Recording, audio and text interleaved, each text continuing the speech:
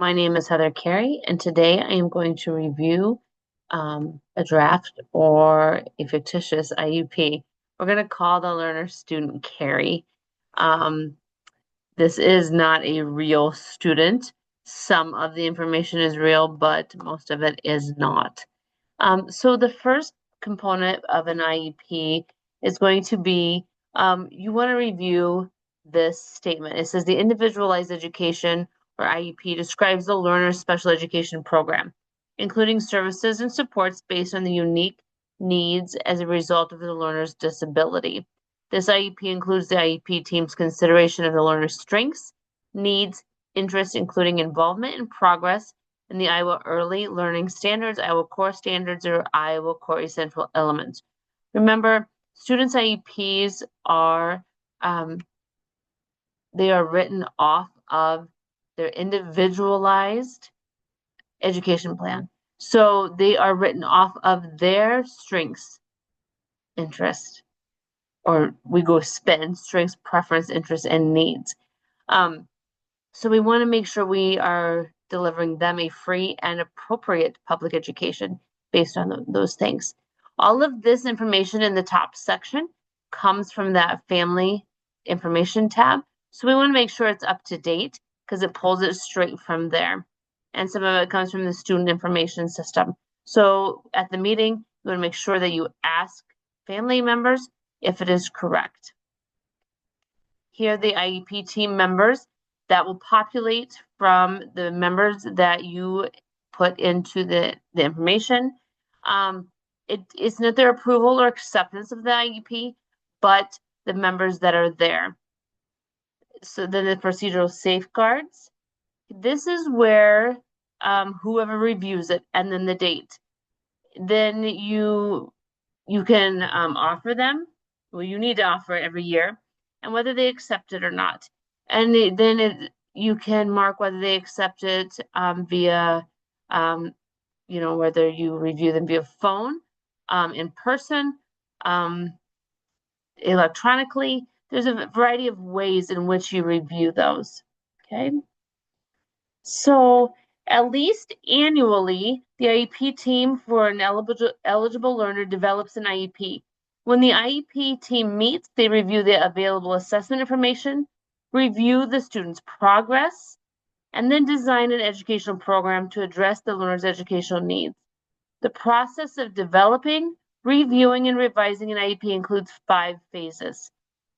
Number 1, we identified the present levels of academic achievement and functional performance. So that's this first section of the IEP. So when I talked about the strengths, preference, interest, and needs, that first section's on the strengths. And we want to make sure that we include strengths around some of the goals. So here we have, when interviewed, students stated at school, and I would put the student's name. Her strengths include reading and writing. She stated at home, her strengths include drawing. And then we always want to include the student, the data source. So this one was a student interview. Now, and you can see here farther down, I include the riot. So that R-I, and up here I should have done the same. So that would be R and then the I in parentheses because it was an interview. And then O would be observation, T, test. We want to test as little as possible. Review, interview, observe, and test. When completing a school survey, student indicated she can get herself ready each day. She can clean and cook. So here, that's the strengths, interests, and preferences for future living, learning, and working. That really is also an interview because you're interviewing the student. So, and then here's some more strengths. When interviewed, student Carrie's parents stated her strengths include she has good problem-solving skills, good social skills, and completes her schoolwork. So there's another one. When we go to preferences and interest, when interviewed, students stated she is interested in learning more about government and people's rights. That would be student interview. And that's important because then we can look at future classes that maybe we could put the student in. She plans on graduating from high school. She wants to get a job right after high school. She wants to get a 2-year associate degree, then a 4-year bachelor's degree. She's on time to class. She hardly ever misses school. The school survey, again, we should have that RIOT marked, whichever one that is. And again, these are just parts of whatever pieces of that interview it is. You want to be very thorough. This would be a transition IEP. Transition in the state of Iowa is a student that is getting close to 14 or 14 and above. You can always do a transition IEP before then if you want to. So effect of the disability. Here, this is information from the IEP team regarding the effect of the student's disability on involvement and progress in the general education curriculum and the functional implication of student skills. Students' progress in the general education curriculum is below her peers in the areas of reading, written language, and math. So, as this is not a full IEP, I should have some strengths in the top section and some needs for the reading, the written language, and math. Student has difficulty performing tasks independently and requires extra teacher time and reinforcement. Student benefits from individual small group instruction and monitoring of skills to ensure success in the general education setting. And then it's broken down in the area of reading, written language, and math. She benefits from individual small group instruction and monitoring of skills to ensure success in the general education setting. Student may need support in the areas of reading and language arts, math, time management, and organization skills throughout her education. So non-academic and extracurricular activities. Information from the IEP team regarding the student's participation in non-academic and extracurricular activities. Student will participate with peers in non-academic activities with access to accommodations and supports described in this IEP. She will have the same opportunities to participate in extracurricular activities as non-disabled peers. So here we have English language proficiency assessment. This would be the ELPA 21. So when listening, the student is determining the main idea and supporting evidence, paraphrasing and analyzing information to determine if the evidence supports the argument, posing and answering relevant questions, adding additional relevant information and evidence to key ideas. She's a performance level 12. So here, what we really need is some more information. And this would be a review. So this would be the R on the review. So we would need to, for me, this doesn't tell me where she is on this. So as I review this, I would add a little bit more information as to where her proficiency score ranks. Here, oh, it's not done. Oh, star reading here. Her skilled score was 1012, percentile rank was 4. And again, this would be the R for the review. Students scored higher than 4% of students nationally in the same grade, instructional rank of grade level 4.1. She would best be served by instructional materials prepared at the 4th grade level. She is ready for instruction and practice with the following skills. So it tells us exactly what she needs for instruction. So we have identified the present levels of performance. This summarizes the aspects of a learner's present levels of performance and provides foundation upon which other decisions of the IEP will be made.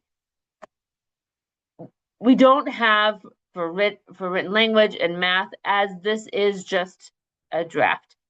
And I would probably include a little bit more as in comparison to classroom peers. Present levels of academic achievement refers to the learner's progress in the general curriculum or appropriate activities, and then and how they apply their skills. And here, this does tell us how she does apply her skills.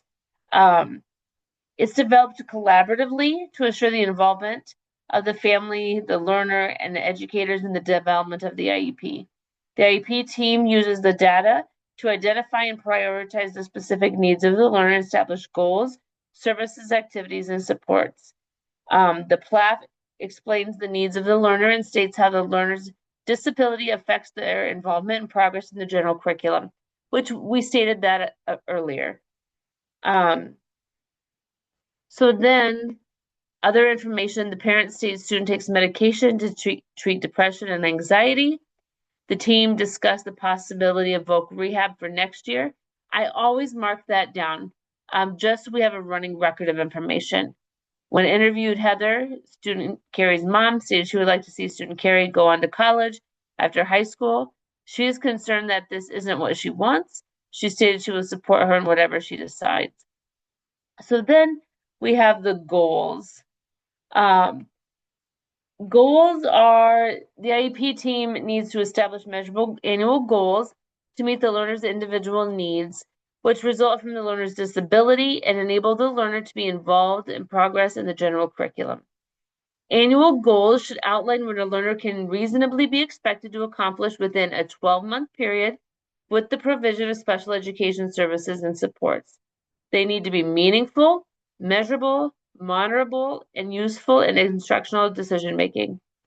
They need to guide the specially designed instruction for the learner, and they need to align with the information from the PLAF.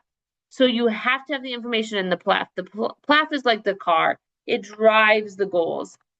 Address the post-secondary needs identified in the PLAF, and link the post-secondary expectation for transition learners.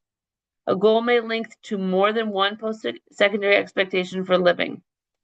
All annual IEP goals must include the conditions, when and how the student will perform, the behavior, what the learner will do, and the criterion, the acceptable level of performance. Annual goals may include intermediate steps to increase successful participation in the general curriculum, appropriate activities, and the general education environment. So they can include like major milestones or short-term objectives.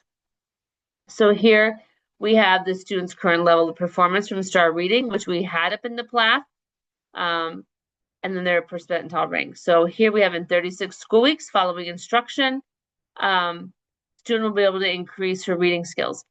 What it would be better is in 36 school weeks following instruction in, oh, here we do have it. Use word relationships to clarify word meanings, use grade appropriate vocabulary. So it does say just afterwards.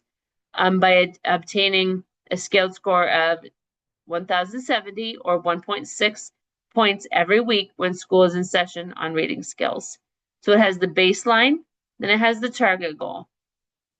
Students will progress toward this goal, will be measured 2 times per month, will be reported at the same time or same rate as non-disabled peers 4 times per year. So that means when report cards go out, reports for this will go out as well. An IEP report with report cards and progress reports, additional monitoring procedures at least twice per month. Students' reading skills will be scored using the STAR assessment. Results will be documented monthly. And that's very important because parents can look that information up online. Then we have the services, supports, and activities. Based on the needs identified in the PLAF and the annual goals, the IEP determines what services, activities, and/or supports will be provided to the learner or on behalf of the learner. The IEP team must include a clear and comprehensive description of each service, support, and/or activity to ensure all team members know what services, support, and/or activity will be provided, including when they will be provided and by whom. Special education services, related services, and supplementary aids and services may be provided to the learner, parent, family, and/or school personnel. Parents, family members may need training and counseling to understanding the special needs of their child and/or helping parents to acquire the necessary skills that will allow them to support the implementation of their child's IEP. The IEP team may identify target training necessary for school personnel to meet the unique and specific needs of the student, rather than a general training program available within the district or AEA. So services are a regular, purposeful, ongoing set of actions delivered to or on behalf of a learner over time. The systematic nature of the described service is reflected in the number of minutes. So here we have 900 minutes per month. Some like to do it weekly. The systematic nature of the described service is reflected in the number of minutes and frequency, the setting.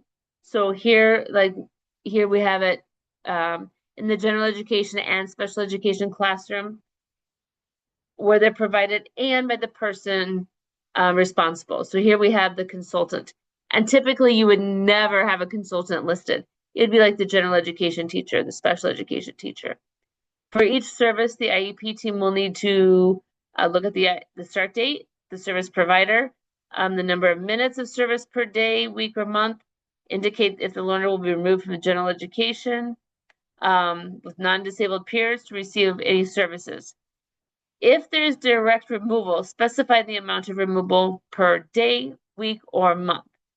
And then describe the service in a manner that passes the stranger test. So reading specially designed instruction will receive instruction in the specially designed or special education classroom.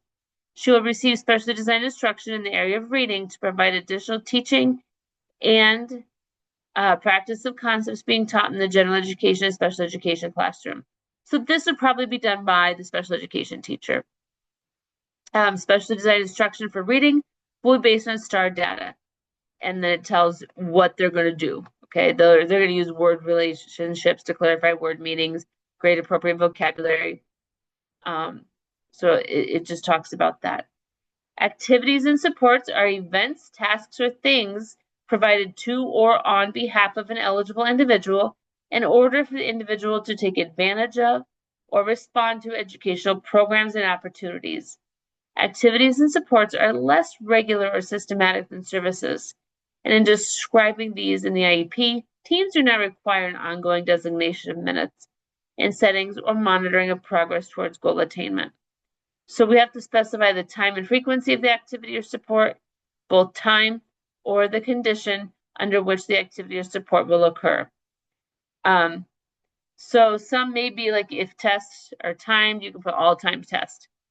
Or intermittent, describe the activity. It needs to be, again, make sure it meets the stranger test. So here we have accommodations.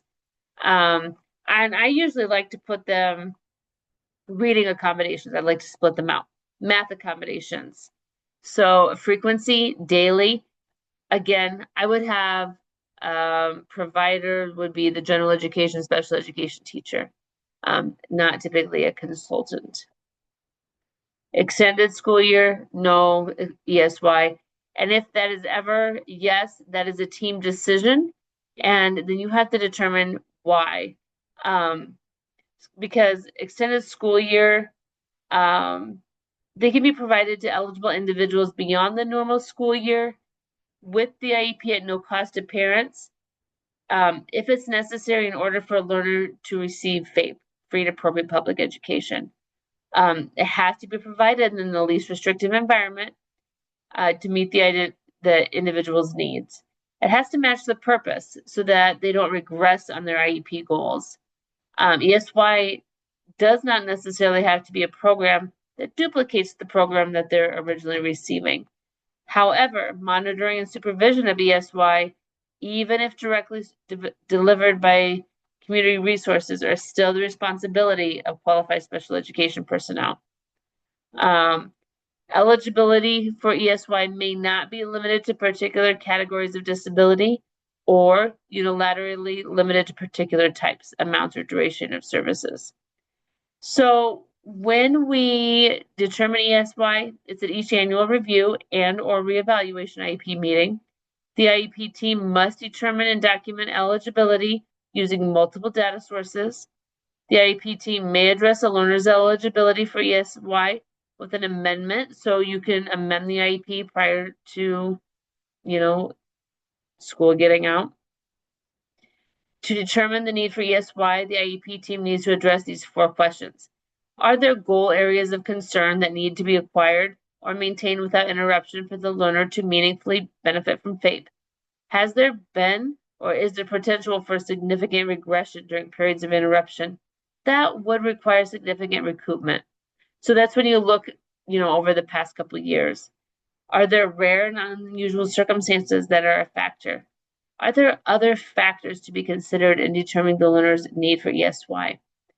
For children transitioning from early intervention or early access to preschool services, the IEP can use the data collected by early access to inform their ESY decisions. To provide parents time to consider the IEP and to allow parents, schools, and AEA time to plan for the delivery of ESY, the IEP team are advised to finalize and document decisions at least 60 calendar days before the end of the school year. Then we have the PE. The team here that they'll be in the general education setting. Each learner with a disability must provided the opportunity to participate in general education, PE. There's two exceptions here. So we have to look at input from the physical educator, nurse, and a physician, comparison of student performance with grade level learner expectations in phys ed, observations, physical fitness assessments, and then the IEP team must determine and document if the learner will receive the general education phys ed, where the learner attends phys ed with their same age peers, where there's no changes to their curriculum, instruction, or equipment, and they can make progress in the general ed, or if it's modified phys ed. The learner attends phys ed with the same age peers, but needs additional support. It may be individualized warm-up routines, adapted equipment, instructional modifications, mobility aids, safety or other health needs, attending PE more frequently, or attending PE with older peers or peer partner PE class. So specially designed physical education requires substantial adaptation of the curriculum or special curriculum development. We need to make sure this is marked on the IEP. When we look at the assessment piece, the IEP team has determined that the student will participate in standard assessments with accommodations. Accommodations required for a student to participate in assessments include, and then you mark what they need there. This student has text-to-speech, access to scribe, speech-to-text, and extended time. IDE requires the involvement of all students with IEPs in the general curriculum and in district-wide assessments. This requirement reflects the belief that learners with disabilities are more likely to benefit from high expectations when their performance is included in district-wide decision-making processes. District-wide assessments are achievement or performance measures that are required by the local school district and are given to all learners in a district in a particular grade. Achievement or performance measures are those measures that assess learner status or progress in skill areas defined in the Iowa academic standards. All learners who are considered English learners must participate in the English language proficiency assessment for the ELPA 21. So school districts may administer additional district-wide assessments. However, an end of the unit test or similar classroom assessment is not considered a district-wide assessment, even if administered to all learners in a district in a particular grade, unless the specific assessment is required by the local district. District-wide assessments for eligible individuals are not required. If assessments are not given to all learners at the individual's grade level, if an eligible individual is not enrolled in a district program, if the individual is incarcerated in an adult correctional facility. So the IEP team must determine and document how the learner will participate in district-wide assessments. The IEP team must decide whether the learner can participate without accommodations, with accommodations, or in Iowa's alternate assessments. So in order to determine this, the team must consider the characteristics of the learner, the nature and purpose of the assessment, and the participation option that is most appropriate. So we have to look at the reasonable accommodations, the use of accommodations in a similar fashion on how they're being taught in the classroom and their demonstrated benefit, the relationship of accommodations to an identified special education need, the consideration of whether the accommodation will provide an accurate picture of the knowledge of the individual, and that accommodations cannot negate the intent of the assessment. So we want to make sure that the accommodations are accurate. And then the least restrictive environment. The least restrictive environment is the educational environment that enables learners with disabilities to receive appropriate education and provides learners with maximum opportunities for interaction with peers without disabilities. So this student would be in the special education environment 9.3% of their day, and in the special education, general ed 90.7, and the special ed 9.3. So we want to make sure that we really look at how much of the day that we have students. The nice thing about Achieve now is it automatically breaks it up for us. This is the educational environment that enables learners with disabilities, including those in public and private institutions and care facilities, to receive appropriate education and provides the learners with maximum opportunities for interaction with peers without disabilities. LRE is grounded in the idea that while the general education environment is the most ideal setting for learners, some learners do need different settings in order to receive an appropriate education. So that is why that the pie is broken up. Removal from the general education environment may occur only if the nature or severity of the disability is such that education in general classes with the use of supplementary aids and services cannot be achieved satisfactorily. Supplementary aids and services are those aids, services, and supports that enable learners with disabilities to be educated with non-disabled learners to the maximum extent appropriate, and that would be in general education environments, on field trips, work experience sites. It could even be at school dances or school-sponsored activities, extracurricular settings. Supplementary aids and services may include educational interpreters, paraprofessionals, and health services. All districts must ensure the continuum of alternative services and placements is available to meet the special education and related needs of eligible individuals. So this could be the general education setting, special classes, special schools, home instruction. I hope that this video has been helpful. Please watch it as many times as you need. If you have questions, please reach out to your instructor or get a hold of me. Have a great day.